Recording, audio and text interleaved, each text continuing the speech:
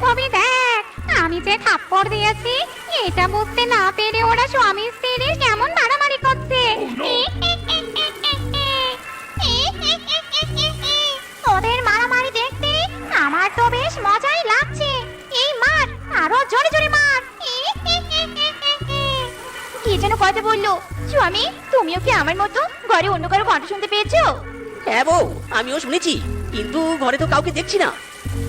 দেখ দেখ বান্ধবী, ওরা আমাদেরকে খুঁজছে। এই আমরা এখানে রে, ওপরে দেখ।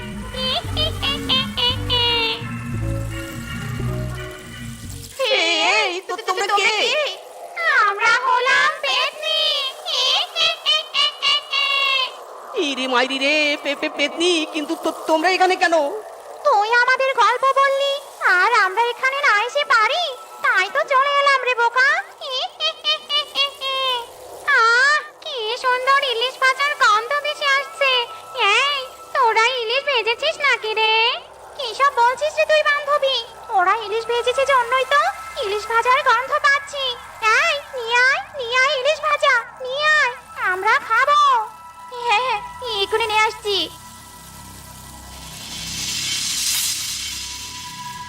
পেতনি দিদিরা, ইলিশ ভাজা খেয়েছো, এবার তোমরা চলে যাও।